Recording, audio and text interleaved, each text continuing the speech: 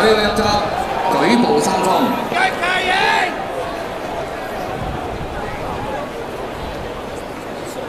全部馬準備妥當，5場賽事主席短途獎千二準備。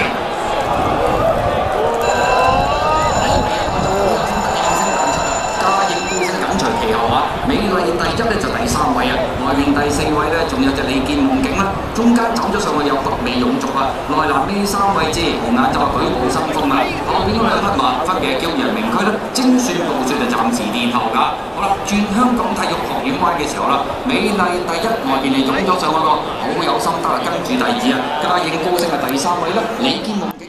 第4啊，後邊嗰4匹馬舉步生風啦，北美勇族啦，殿後一隊埋邊6、3係精算部署啦，紫衫響佢出邊暫時殿後係叫陽明區嚟㗎。好啦，轉彎入直路嘅時候啦，美麗第一走中間線先嘅，埋邊咧就好有心得啊，嘉應高升已經咬住第3啊，第4位入邊咧仲話紅眼就個舉步生風啦，外面追有李健夢境啦，最出嗰邊就叫陽明區啦，最後3位。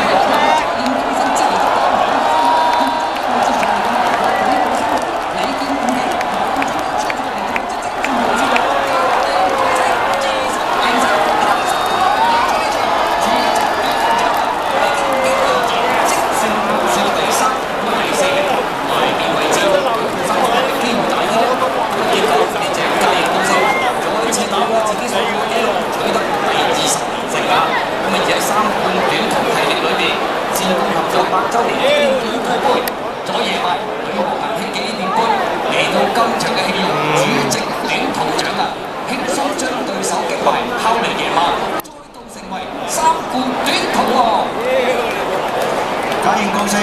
，Please call me King， 以一個非常之輕鬆嘅姿態達成咗20連勝嘅李健夢境，放過馬匹跑到第2，精算部署